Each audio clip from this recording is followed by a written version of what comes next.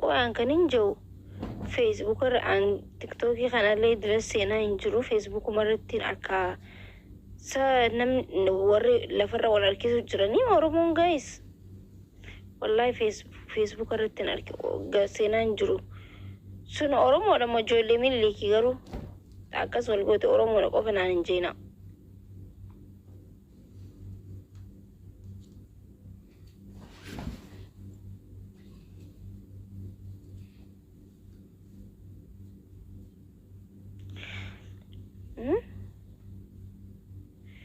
Oromoodha awwaan akkasi garaa jabeessa san taa'ee dhaabbadhee ilaalu barbaruman dabarsa TikTok kanallee fayyadamaan jiru dhiyeenya kana sun Oromoo miti ijoollee Minilikii malee duuba Oromoo iyyuu akkas wal godhaa jiraatte Minilik maal nu godheree gaaffiin qaba as biratti dhuguma namni akkasi dhakaa walirra kaa'ee makiinaa wal harkisuun dhuguma ijoollee Oromoo fi haadhaaf abbaanis Oromoo qulqulluu ta'ee akkas wal godhu jiraate እና Minilik maal nu godheree maan nu goone bar Minilik karaa nu garsiise malee maan nu goone jedhama akkasitti maan nu godhe yoo nuti akkasitti makiinaa ofne wal harkisne baay'izawee wanti akkas godhaa jiraniif maal akka ta'e ni beektanii fammasuu qofaaf fammasuu fi bar waan biraatti isinitti fakkaate namoota mee isin dur beektan koomantii jala barreessaa warra dur nama hidhuu ture amma feemasa ta'e dhiisee hedduu jiraami isaanis akkas ta'uu barbaadaniiti bar waan biraa isin fakkaate way Arsii fi Harargee wallalteeti Harargee fi Arsiin lafatti nagaan jiraatu jiranii biyya tana keessatti maa waliin qabirree Kaayiroo keessa maa waliin tumin Dubaay keessa maa waliin tumin Kuwait keessa maa waliin tumin biyyatti maa waliin tumirree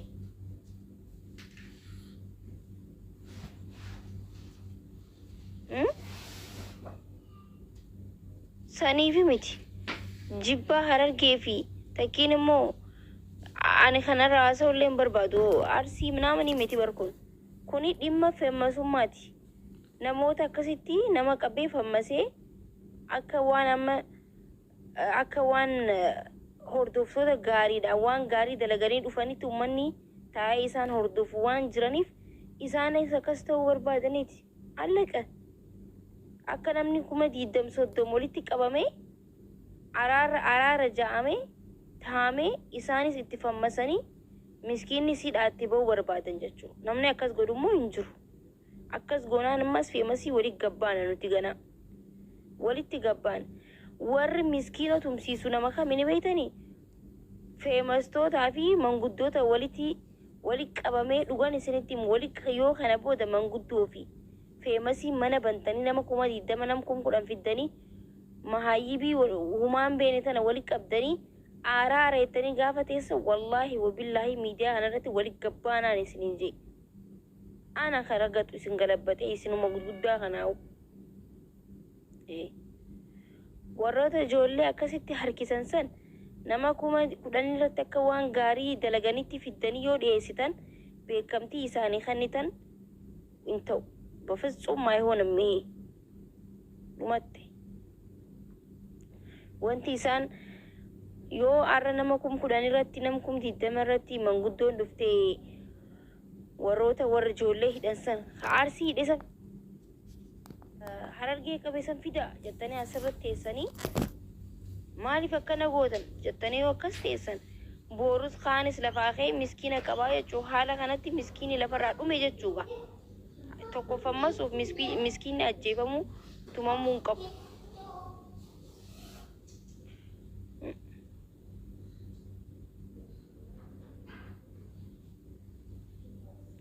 ogguma duraan balaaleffachuu ture jechuudha ogguma duraan manguddummaa tana dhiisaa manguddummaa nam kuma 10 teessan kana dhiisaa je'ee dubbachuu ture jechuudha nama na dhaga'u akka dubartiidha jaanii nama na dhaga'u dhabe jechuudha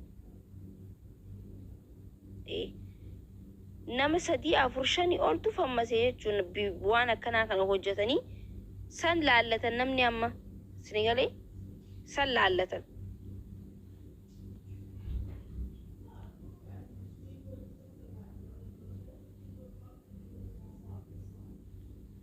والله ربي إنجرو فول ربي درود عبتشوف تيسن وري مسكينة همان بين أكل فرا هركستني في أكا ماكينة را هركستني دخار غوتني أكا غاف برا إبسا في بلال والرتي تاريكي لما برسينا لما نم تقرر هجتني دخار رفيون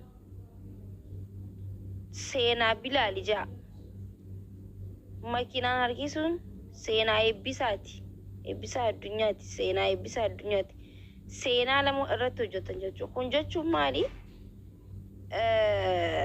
maal jedhama beeytan seenaa keessatti hin dagatamtan jechuudha. Ka gaarii dalagee seenaan ni yaamti, ka badaa dalagee seenaan ni yaamti. Seenaan hunduma yaamti. Wanti har'a akkanatti ilaalamu boru seenaatii hafa jechuudha. Haa dhaabbatuuf inshaallah wataala waan rabbi nuti ifiifuu uumama rabbiiti waan ta'eef kan uume rabbii haaliqa tokkicha kan jiraachisu jiru. Ilmi namaa nama jiraachisu ilmi namaa waan takka namaan godhu sababa yoo ta'e malee. Kanaafuu miskiinotaaf rabbi haa dhaabbatu. Isin immoo namni mana isinii banus namni isin dhaga'us ajandaa keessanis namni feemasiin viidiyoo isirraa waraabtus hin jirtu jechuudha. Akkasitti beeka. Zarii Minilik namni maal godhaa mana banee irraa haasawaa inshaallahu ta'ala. Maqaa Oromoo balleessaa jirtan kun maqaa gandaatii miti maqaa saba guddaa Google keessatti akka nutti barraa'u godhaa jirtan. Yaa.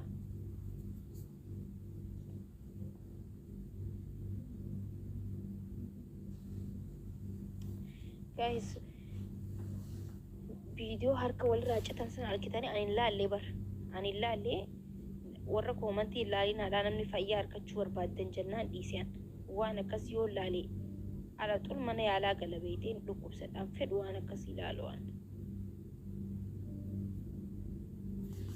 ilaalina warri ilaalle waan akkas bareedaa miti. A'uuzu billahi minash shaytaanir rajiim. Harka muran jaan ammas nafxanyaan harka walirraa murtee jaan ayi miskiin immoo maaliif rakkata garuu yaa rabbi ambar wanti garaana balleessu fedhu Amaara haa ta'u fedhu Tigree haa ta'u miskiinumaatu tumamaa miskiinuma baqa poolitikaa keessa jiru kan namni beeku kan nyaatee garaa qabu kan garaa dhiibee boorciin isaa fooniin garaa dhiibee takkan tumamu miskiinuma tumamu jechuudha hundaa'u. Amma waa'ee mucaa harka irraa muranii namni haasa'u jira. Waa'ee mucaa harka irraa muree haasawaa jiran malee harka irraa murame sana hin agarree amma nuti jechuudha. Sanillee bararraa muraniiti laalaa agarsiisuu qaba. Bar mootummaan isa sanis irraa muree laalaa maal akka fakkaatu agarsiisuu qaba jechuudha. Harki nam tokko muramee nam lama tokkos lama ta'ee deemuu qabu bar. Lama takka muree min lama murraa muranii agarsiisan sila. Akkasii seerri Itoophiyaatu hin sirraa'u rabbal kaaba. Tokko gisee irraa mure mootummaan immoo lama irraa mureetiti agarsiisa. Seerri ni sirraa. Miskiina namni harka irraa muruu miti inshaallah. Kottee irraan ciru yoo mootummaan akkas godhe wallaahi wabillahi Dooktar Abiy adirgaw. ሁለት እጁን አድርገው አንተ ከዛ ሴሪ ሄድሌን ብይሌን ይስራው ይትጀቹ አትሌን ከበጀምተ ወላሂ ብይ ሴሪ ጅሩ ከሰቲ አከነ ጎዱ ጊዜ ሜቀዋይቱ ፎን ነማ ጋፈ ነምኒ ጅራ ጋዘት ነቀኒ ጉበንቱ ጅራ በር መስሪ ተነበር ጋይስ waan akkana godhuu miti kottee namaa yoo cabsti bar sidhiisani bar kunoo takka dheengadda ilma ofii ajjeesteetu kunoo waggaa 3 hidhamtee du'uu deemti dhumarratti waggaa 3 booda fannifamtee ajjifamti. Biyya tanatti mucaa tokko jira Oromoo ajjeefe Oromoo maal godhe isa mucaan sun ajjeefame nama ajjeeseeti moo maal ta'eeti? Maal godheeti? I don't know beeku. Waggaa lama hidhaniitiin waggaa lama booda ajjeesan. San booda awwaaladhaa jaanis isinii bilbilan jechuudha.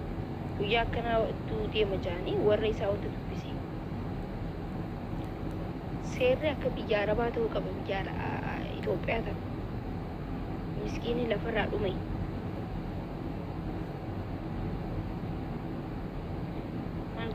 maal qaba gula takkaa osoo mootummaa na godhan ajaja na akka kanaatu beekaa wallaahi wabillahi harka lameen irraa muraan jaan ሲቀነጠስ ከዛ ከይሰ ቦዳተስ ከይሰ ዱራይስ ዋታ ከንጎዶቹ አውዝ ቢላሂ ምን ሸይጣን ረጂም እሺ ሳለሰን ኦሮሞ ይወቀበ ከንጎንጀ መገሩ ጭጭሬኛችሁ ነው ወላሂ ኦሮሞ ቀበፋ